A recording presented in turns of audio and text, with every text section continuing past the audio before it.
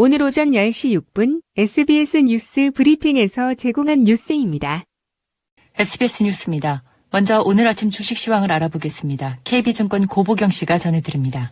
KB증권입니다. 전일 매도 물량을 대거 쏟아냈던 외국인이 매수세로 돌아서면서 코스피 지수가 하루 만에 반등하고 있습니다. 코스닥은 강보합권에서 등락하고 있습니다. 이 시각 현재 코스피는 34.51포인트 상승한 2625.85에 코스닥은 3.01포인트 오른 889.12에 거래되고 있습니다. 간밤 미국 증시는 11월 한 달간 기록적인 상승세를 기록한 데 대한 부담으로 일제히 내림세로 장을 마쳤습니다. 반면 코스피는 외국인과 기관의 동반 매수세가 유입되며 강세를 나타내고 있습니다. 삼성전자와 SK하이닉스가 외국인의 매수에 힘입어 나란히 반등하고 있고 삼성엔지니어링은 말레이시아에서 1조 2천억 원 규모의 대형 메탄올 플랜트 건설 공사를 수주했다는 소식에 상승하고 있습니다. 코스닥 시장 살펴보면 바른손이 넷플릭스와 콘텐츠 제작 공급 계약을 체결한 가운데 급등하고 있습니다. 이 시각 현재 달러화에 대한 원화 환율은 1,107원에 거래되고 있습니다. 지금까지 KB증권이었습니다. 국내 코로나19 신규 확진자가 어제 451명 발생해 모두 34,652명으로 늘었습니다. 사흘 연속 400명대를 기록했습니다. 신규 확진자 가운데 국내 발생이 420명, 해외 유입이 31명입니다.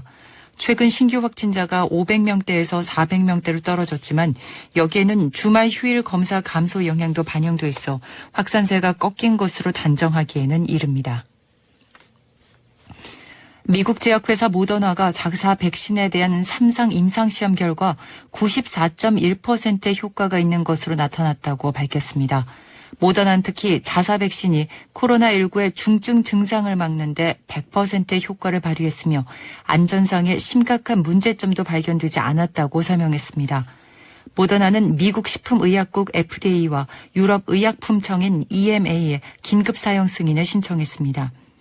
우리 정부는 국제 백신 협력체인 코백스를 통해 화이자와 모더나 두 백신을 확보할 계획으로 알려졌습니다. 미국에서 코로나19에 걸려 입원한 환자가 또 최대치를 기록하며 9만 3천 명을 넘었습니다. CNN 방송은 미국 현지 시간 29일 기준으로 코로나19 입원 환자가 9만 3,238명을 기록했다고 보도했습니다. 미국의 신규 확진자는 27일 연속 10만 명 이상을 기록했고 누적 확진자는 1,342만여 명에 이르고 있습니다. CNN 방송은 추수감사절 연휴 이후 코로나 확산이 병원의 환자 수용 능력을 압도할 수 있다고 전망했습니다. 법무부가 윤석열 검찰총장 징계심이 하루 전인 오늘 감찰위원회를 열어 윤 총장에 대한 감찰의 타당성을 검토합니다. 법무부 감찰위 임시회의는 오전 10시에 긴급 소집됐습니다. 이번 회의에선 윤 총장에 대한 감찰 조사와 그 결과 드러난 6가지 비위 혐의의 적절성 문제가 주요 쟁점입니다. 윤 총장에 대한 감찰 절차상의 결함 문제가 정식으로 제기될 가능성도 있습니다.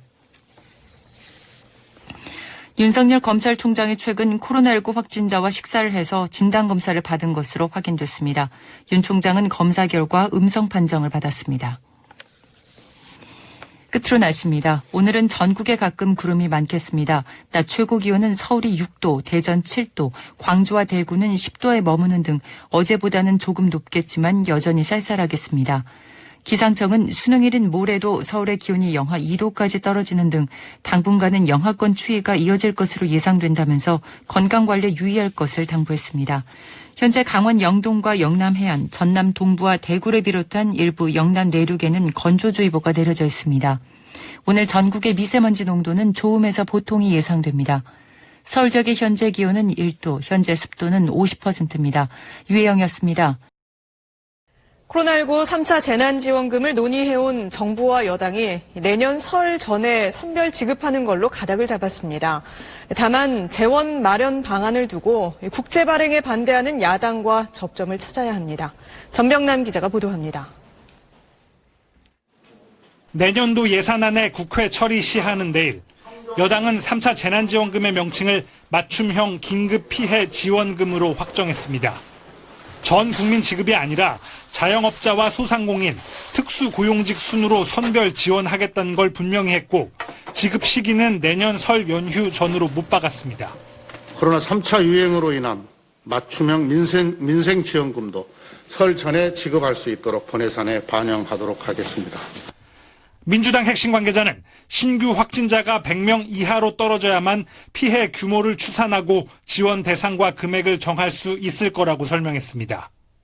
다만 예산은 2차 재난지원금 당시 7조 8천억 원의 절반 수준인 4조 원 이하로 책정될 걸로 보여 대상이나 규모는 그때보다 축소될 전망입니다. 야당도 지원을 요구하고 있지만 국채 발행이 불가피하다는 여당과는 달리 한국형 뉴딜 사업 예산을 깎아서 재원을 마련하자며 맞서고 있습니다. 빈대서 한다면 못할 정권이 없습니다. 그리고 그것은 고스란히 국가 재정 부담으로 돌아가고 여당은 내일 국회 본회의에서 예산안을 꼭 처리하겠다고 공언하는데 실무작업 등을 고려해 처리 시한을 지키려면 내일 오전까진 협상을 끝내야 합니다.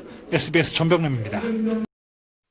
한번 노화가 시작된 세포를 다시 젊은 세포로 되돌리는 건 현대의학으로 불가능한 일입니다. 그런데 국내 연구진이 이런 일을 가능하게 만들 원천 기술을 개발했습니다. 이혜리 기자의 보도입니다. 주름진 노인의 모습으로 태어나 곧바로 양로원에 버려지게 된 아이. 하지만 시간이 지날수록 젊음을 되찾고 전혀 다른 삶을 살아갑니다. 누구나 한 번쯤 꿈꿔보는 영화 같은 일이 실험실에서 벌어졌습니다. 국내 연구진이 세포가 노화하면서 벌어지는 세포와 단백질의 복잡한 상호작용을 컴퓨터 시뮬레이션으로 확인했습니다. 그랬더니 특정 단백질이 피부 진피층에 있는 세포가 노화할 때 핵심 역할을 한다는 사실을 알아냈습니다. 대규모 데이터로부터 네트워크 모델을 생성해서 컴퓨터 시뮬레이션을 진행을 하였습니다. 실제로 실험을 진행하는 것보단 시간적인 면과 비용적인 면의 단축이 있습니다. 연구팀은 이 단백질의 활동을 억제하는 물질을 인공 피부에 넣고 변화를 살펴봤습니다. 멈췄던 세포 분열이 다시 시작되면서 진피층 두께가 두꺼워지는 효과가 발생했습니다. 20대와 같은 피부로 변한 겁니다. 세포 분열이 다시 재개되고 콜라겐 합성이 시작이 되면서 원래 젊은 세포, 젊은 피부층과 같은 상태를 되찾을 수 있다는 것이죠. 연구팀은 이런 원리로 세포를 젊게 만들더라도 암세포로 변하는 등의 부작용은 발생하지 않는다고 설명했습니다.